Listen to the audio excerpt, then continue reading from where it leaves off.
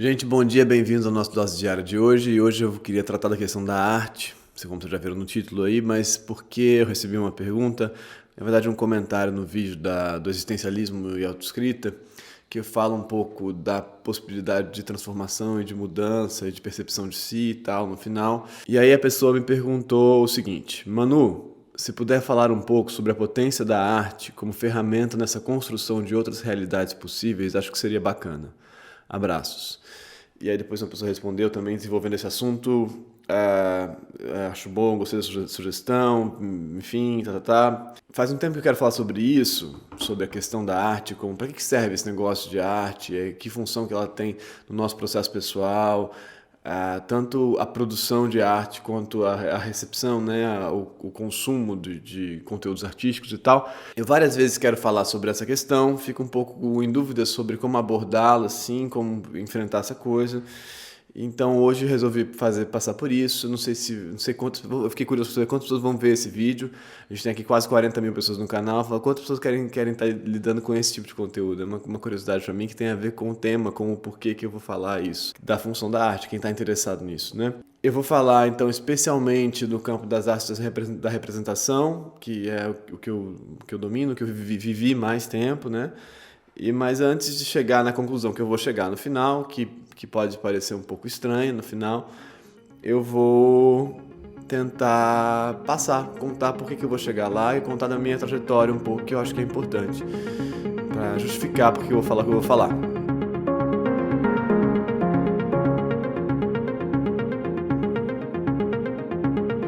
Bom, vamos lá. Eu sou formado em filosofia, depois da filosofia eu fui fazer documentário, cinema documental, enfim, porque eu queria me aproximar do mundo, e depois disso, muito perdido ali, jovem, 22 anos, assim, eu acabei indo parar no teatro. E aí me encontrei no teatro, assim, me encontrei mesmo. O teatro tem essa espécie de qualidade de receber gente que está perdida, assim, muita gente no teatro não sabe o que faz da vida e tal, e aí se acha naquele grupo, naquela dinâmica de grupo, uma dinâmica de pertencimento e tal, que é muito legal. E aí fui ali e aí me formei em teatro. E aí nesse processo eu queria ser ator. Mas não era bom ator, enfim, isso é uma longa história, mas enfim, não importa tanto. E nesse período eu comecei a escrever peças de teatro, porque eu entendi ali que eu podia conectar um pouco aquela coisa que eu já fazia, que eu já escrevia, com o teatro. E aí em 2007 eu escrevi minha primeira peça, e aí escrevi muitas peças de lá para cá. Agora faz um tempo que eu não escrevo mais peças, mas escrevi, acho que, eu teria que olhar direito, mas acho que umas 20 peças de teatro, uma coisa assim.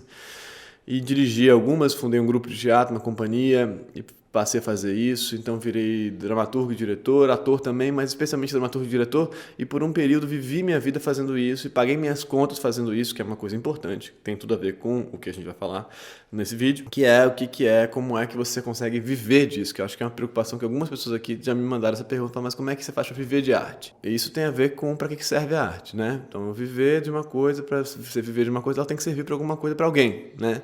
Porque ela tem que te gerar retorno financeiro. Isso é uma parada muito, muito complexa. Mas então, tô falando, parece simples assim, mas não é nem um pouco simples. Aí eu então passei a escrever, e escrever peças por encomenda, e escrever peças para minha companhia. Então fazia peças no Sesc, em situações assim, e editais e coisas e tal. E vivi um pouco essa vida por um período. E aí, muito feliz, muito satisfeito com isso, e elaborando minhas questões, o espaço da escrita de teatro e da apresentação daquilo me servia para elaborar muitas questões para mim e botar essas questões em diálogo com as pessoas, o que era para mim fundamental, assim. Eu fazia aquela coisa ali e botava em diálogo. Já nas minhas peças tinha uma ideia de uma certa mobilidade dos textos, de uma vontade. Por exemplo, tinha uma peça minha que eu entrevistava cada pessoa da plateia para colher histórias, uma vontade de diálogo direto, assim. Eu realmente queria fazer isso. Tem uma peça minha que é baseada em diários de pessoas, tem tudo a ver com a autoescrita, com isso aqui que a gente faz, com as perguntas que eu recebo. Tem um campo de interesse que vinha do cinema documental também, que eu tinha trabalhado um pouco antes. um campo de interesse no outro, nesse diálogo e tal, mas tinha ali uma vontade muito forte de elaborar os meus temas, as minhas questões, as minhas perguntas e colocar isso lá numa espécie de situação disso conversar com as pessoas ali em cena. Nem sempre sem crise, às vezes era complicado e tal, isso era delicado, porque às vezes, várias vezes a expectativa que eu construí em relação àquilo não estava correspondendo ao real. E aquela história de sempre, e eu não sabia distinguir essas coisas muito bem, eu não estava concentrado na minha produção como deveria estar, tantas vezes, e mais concentrado no resultado que eu queria que aquilo tivesse. Então, já passamos por essa questão essa semana, algumas vezes. Mas, enfim, e aí isso foi caminhando, e o Brasil foi mudando um pouco. O Brasil foi mudando, a situação no Rio de Janeiro foi mudando, essa possibilidade de viver disso foi ficando mais difícil cada vez mais. Eu virei pai, engravidei, Martim nasceu, e aí eu tinha que pagar contas. E aí nesse momento eu falei, caramba, o que eu vou fazer? Não dá para viver com isso que eu estou fazendo aqui, essa vida que eu estou levando, pelo menos. E aí eu tive que começar a escrever roteiros para séries de TV.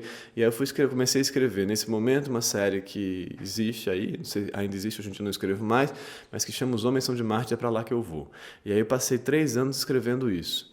E aí escrevi o filme também, acho que chama Minha Vida em Marte o filme, que pagou minhas contas, seriamente, assim, e me dava um dinheiro para viver, um dinheiro bom, e do outro lado eu fazia minha produção artística, que era o teatro experimental, de pesquisa de linguagem e tal. E isso era uma situação um pouco esquizofrênica, assim, porque eu estava ali pesquisando as coisas de um jeito muito radical, de uma coisa que eu achava muito importante que se pesquisasse, mas ao mesmo tempo aquilo não me retornava dinheiro, retornava muito pouco dinheiro, um dinheiro que não era viável para a vida que eu queria levar. E aí também outra questão, que vida que você quer levar, como é que você consegue pagar essa vida que você quer levar? Então eu tinha que fazer aquela outra coisa ali, que era uma situação de narrativa comercial, que eu achava muito ruim, na verdade, no fundo eu achava muito ruim, eu tentava fazer, mas eu não achava legal. E fazia bem até porque eu conseguia dar uma certa profundidade para os lugares que eu conseguia entrar lá. Então, mas no fundo eu estava replicando valores que eu achava toscos, de machismos e coisas, e bobagens, romantismos e coisas todas que não me interessavam de verdade. Chegou um ponto, um certo limite, e nesse período eu comecei a fazer uma peça que chamava Hamlet, Processo de Revelação, e eu viajei por muitos lugares com essa peça, fiz essa peça no Brasil, quase no Brasil todo, em 40 cidades, sei lá, eu fiz essa peça. E pelo Sesc, né? E ainda assim, mesmo trabalhando tanto, todo dia e tal, viajando e tal, isso me dava um dinheiro por mês que se eu contar para vocês, vocês falam, sério que era isso? Era isso. Na verdade, me dava R$2.000 por mês, era o que eu ganhava com isso. E então era inviável a minha vida com R$2.000. Não sei se alguém aí consegue viver com R$2.000, é possível que sim, eu não conseguia, é um problema que eu tenho que pensar. Questão de distribuição de renda no Brasil, como é que é, uma enorme cagada, aliás, mas tá. Então, e aí eu fiquei nessa situação. Falei, cara, mas que coisa louca, né? Que essa coisa que eu acho que é tão importante, que eu fazer o Hamlet pelo Brasil e tal. Pessoas que nunca tinham visto teatro, estavam vendo aquilo que eu fazia era um monólogo, fazia sozinho. Eu contava o Hamlet inteiro, articulava aquilo com conceitos, com histórias minhas, com histórias de outras pessoas. E as pessoas podiam perguntar durante a peça. Era uma peça que eu achava, tinha um diálogo muito direto com as pessoas, me interessava muito aquilo, né? Era muito honesta, assim, no sentido, né, do jeito que eu gosto de falar as coisas assim e tentar, pelo menos, bom, e aquilo não pagava minhas contas. Eu falei, meu Deus, que coisa louca, né? Como é que eu faço? Então eu comecei me perguntar assim, por que isso eu acho que isso é tão importante, a função da arte, para as pessoas elaborarem os conteúdos delas e eu os meus, e esse diálogo de elaboração de conteúdos, por que isso não dá dinheiro? Por que isso não dá para pagar a nossa vida, né? Que coisa injusta, coisa indigna nesse sentido, porque então eu tinha que fazer essa espécie de separação meio esquizofrênica, assim, não esquizofrênica, mas meio cindida, né? Uma cisão, assim. Então aqui eu era o comercial, aqui eu era o Emanuel, artista. E aí eu rompi lá com o campo do comercial, eu saí do Coisa dos Homens São de Marte, dessa série da televisão, GNT e tal.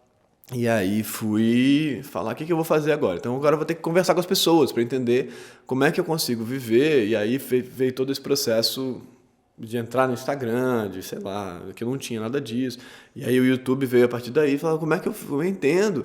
O que as pessoas querem como diálogo? Porque eu acho que talvez, e aí eu acho, a minha definição que eu ia chegar na coisa da arte, que eu acho que é muito séria, que eu acho que os artistas tantas vezes, por conta da especificidade do processo, estão encerrados nos seus conteúdos e sem conseguir estabelecer diálogos, entendeu? Não que esses conteúdos não possam ser importantes para alguém, acho que eles são, mas eu acho que eles estão muito mais concentrados nas suas questões do que na possibilidade de construir um diálogo, de entendimento com o outro, de conversa. E aí isso vai sintomatizando uma não troca que gera o lugar de país que a gente está vivendo. Que a arte não faz sentido para uma porrada de gente, né? Que as pessoas acham que os outros são, que os não cultos são burros e que não sabem de nada, e que fica essa situação aí meio louca de não elaboração. E ao mesmo tempo, por outro lado, o campo comercial dos filmes, blockbusters e tal, que só pensam no retorno, o que as pessoas querem ver, o que as pessoas querem ver, mas peraí, que questão que a gente vai colocar para elas? E aí, então, essa cisão para mim é insuportável, porque assim, a gente faz blockbusters e tal, mas a gente não consegue pensar. Não consegue pensar porque os artistas se sentem muito melhores em geral do que os receptores desse conteúdo. E se sentem mesmo, assim, numa boa. As pessoas acham que elas são muito mais interessantes, muito mais cultas, muito mais preparadas. E que os outros são menores. Não é uma regra geral, mas é bastante alta a incidência de artistas autocentrados e autorreferidos e tal. É muito triste pensar uma população que não tem nenhuma educação, que nunca viu teatro e tal, e você está querendo fazer um negócio que, na verdade, é para 10 pessoas. Tudo bem ser para 10 pessoas, não tem problema, mas, na verdade, é para os seus amigos, para sua classe. Então, acaba que quem vai ver as suas peças são as pessoas que já estão tomando chopp com você no bar, que vão jantar na sua casa. São as mesmas pessoas. E eu falo, mas que diálogo é esse, então, que a gente está falando com a gente mesmo? Só a gente não está aprendendo nada. A gente não está descobrindo nada. Isso me deixa muito angustiado. Eu comecei a abrir esse campo aqui, que foi me deslocando para um campo da produção artística, para um campo da elaboração, do campo da arte, para um campo da elaboração direta de conteúdos e questões, para um campo do que eu poderia chamar da terapêutica, que é... Bom, e aí? Mas se você achava que a sua arte estava ajudando pessoas, você entende que as pessoas querem ajuda mesmo para elaborar as questões delas. Que talvez você tenha um instrumental de elaboração que possa ajudar alguém. O que para mim é muito estranho pensar que eu possa ajudar alguém, mas hoje em dia eu estou aceitando esse lugar que é, se eu conseguir ouvir e der uma devolutiva de um campo de elaboração que eu posso dar, isso ajuda alguém. E aí a autoescrita veio daí. Até porque tem uma coisa específica em mim, que eu entendi nesse tempo, por ser artista, por ser esse artista que eu era, ou talvez seja ainda, que eu tenho uma disponibilidade para abrir conteúdos meus. E isso tem tudo a ver com isso que eu estou fazendo hoje em dia. E que eu acho que cumpre uma função muito mais importante, tenho essa impressão, na vida das pessoas, do que a arte. Mas não que a narrativa não tenha função, não que as histórias não tenham função, não que as peças não tenham função, super tem. Super tem. Só que até que ponto esses artistas estão pensando nisso, realmente? Porque aí você vai perguntar o que é a função da arte. O que é? É pensar a vida, é elaborar outros sentidos, é pensar dissonâncias, não só a norma, pensar o que está fora da norma, uma crítica à norma, à normatividade, né? Um desvio, uma elaboração de um outro mundo possível, o entendimento de que outras vidas são possíveis, o entendimento de que os conteúdos que você achava que eram só seus não são só seus, que os conteúdos escondidos não são só seus. Isso tudo é uma baita de uma importância da arte, só que ela tem que ser pensada para isso, e não para o cara falar, eu quero fazer minha peça que é assim e tal, que foi o que eu vivi por tanto tempo. Que é insuportável, depois de um dado momento você fala, tá bom, mas e aí, cara? E você, o que é isso? Para que serve isso aí que você está fazendo? E eu me cansei um pouco dessa situação. Me cansei mesmo. Então, tentando responder a questão, eu acho que a arte, para mim, hoje em dia, pode ter a função de partilha de elaboração de conteúdos, entendeu? E aí tem lá a função catártica do teatro, a função de identificação, a função, né? Que está toda posta no teatro já lá atrás, de como o Nietzsche vai pensar lá no texto dele sobre a tragédia, lá atrás, na tragédia grega, como Aristóteles vai pensar a poética dele também lá atrás. Tudo isso que está lá, pensando sobre o teatro grego, ainda continua funcionando para mim como ideário, assim. Cumpre uma função de identificação e de processamento dos seus conteúdos através daquela identificação com aquele conteúdo que está acontecendo ali. Acho que cumpre mesmo. A Flor faz essa peça agora, que está em cartaz, que eu participei do processo. As pessoas vão lá e olham aquilo e elas participam daquele conteúdo. É uma peça muito pensada para se comunicar. Aí eu acho interessante. Mas outras tantas obras de arte tão elevadas, tão sei lá o que, tão inteligentes, tão tão cultas, tão potentes, que eu acho que comunicam muito pouco. Então essa medida é muito difícil, porque ao mesmo tempo a vontade de comunicar totalmente gera os blockbusters que não comunicam nada. Ou seja, que comunicam completamente, que tentam total comunicação com alguém, suposto alguém, mas que não comunicam nenhum conteúdo nesse sentido, nenhum conteúdo que valha alguma diferença no mundo, que faça alguma diferença no mundo. Então eu acho que esse meio do caminho é muito difícil de processar. Por isso que eu estou me deslocando para o campo do diálogo direto e porque a gente poderia chamar de terapêutico. A autoescrita tem a ver com isso. Tá bom, muito legal, você sabe escrever. E as pessoas me pedem no Instagram, escreve os seus textos, por favor, saudade dos seus textos. Eu falo, gente, vou escrever o texto, mas assim, a questão não é essa, a questão é que diálogo que a gente consegue ter, entendeu? Os textos são um campo de diálogo, é óbvio que são. Minha mãe sempre me fala isso, mas Emanuel, os textos e tal, a arte é um campo de elaboração. Eu falo, é um campo de elaboração, eu concordo. Mas um tanto de vezes ele fica encerrado na situação do artista, que é incrível, muito incrível, e das pessoas adorando esse artista que é incrível, que é um saco isso, é um saco. Aí fala, não. E aqui no Brasil, então, para você conseguir viver disso, você tem que ser... Bom, no campo da representação, para você ser ator e viver disso no Brasil, é um negócio que é um desafio maluco. Você tem que estar na Rede Globo, em certo sentido, ou fazendo séries do Netflix, que aí são os piores patrões, porque eles vão determinar todo o conteúdo que você vai fazer. E é isso, entendeu? Você não vai discutir. Ou então ser roteirista da Globo, que é uma coisa que eu falei, não vou fazer isso da minha vida, não vou virar roteirista da Rede Globo. Como tem vários amigos meus próximos, que são dramaturgos interessantíssimos, e que, para sobreviver, escrevem na Rede Globo. Tudo bem, é a vida, tá tudo certo. Vão escrever lá o que podem escrever. São colaboradores de pessoas lá na Rede Globo, escrevendo roteiros de séries e novelas. É um pouco triste, em certo sentido, para mim, sabe? Mas aí você pensa o seguinte, se você não consegue viver, se você acha que a função desse seu texto é tão importante, por que as pessoas não pagam por ela? Ontem eu fui, essa é uma questão para colocar para vocês, o que vocês acham disso? O valor das coisas. Ontem eu fui no médico, tô com um negócio aqui na perna, enfim, e aí o médico, que é um médico muito bom, aquela coisa, é uma fortuna o médico, e eu vou pagar, eu paguei, eu falei, mas por que eu tô pagando esse dinheiro por esse médico? Depois de pagar todo o plano de saúde, enfim, todo mundo tem essas questões aí, eu acho. Em algum grau, você tem dinheiro para ir no médico, qual médico você vai, o médico do plano, essas questões do mundo real. E aí o cara cobra aquela grana que ele cobra. Eu não posso cobrar essa grana de alguém para mostrar uma peça para alguém, não posso. Então eu tenho que ter uma cadeia de um edital que paga do não sei o que, de uma coisa e tal, para conseguir chegar. Então para isso eu tenho que convencer o fulano do curador de tal negócio para conseguir me dar um dinheiro para fazer. Eu falo, tem uma coisa errada aqui acontecendo. Se é tão importante o que eu estou fazendo, por que não tem valor? Por que não tem valor? Porque as pessoas não dão valor a isso. Quer dizer que elas não experimentam a necessidade disso. E aí você pode falar, então tem a formação de plateia, a gente tem que construir essa plateia que esteja ligada a isso. Verdade, também acho.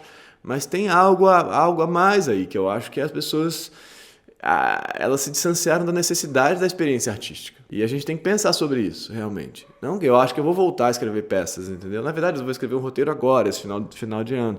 De novo um roteiro. Mas aí um roteiro com liberação de criação e tal, e tentando me comunicar. Como é que faz isso? É uma questão. E vou escrever com milhares de críticas, muito diferente do que se fosse escrever esse roteiro 3 anos atrás, entendeu? Então, pensando que função que esse troço tem no mundo, que ele pode ajudar alguém a elaborar algum conteúdo, o que ele pode ajudar alguém a repensar a própria vida, a abrir sentidos, entendeu?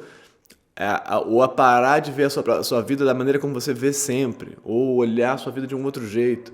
Mas isso são muitas questões, gente, muito difíceis de processar, e a gente tem que se fazer essas perguntas. Quem aí está no campo das artes tem que se fazer essas perguntas de verdade, porque as artes, um tanto de vezes, são uma coisa totalmente autorreferida, ou autorreferente. E tudo bem ser também. Se você quer que seja, tudo bem, entendeu? Mas então saiba disso, saiba que você está fazendo por você, né? Pelas suas questões que você quer elaborar. Como diz o outro lá, fazer uma obra é quando você tem uma pergunta muito séria que você não consegue responder. Você não consegue responder e você faz uma obra, que é uma máquina de fazer essa pergunta.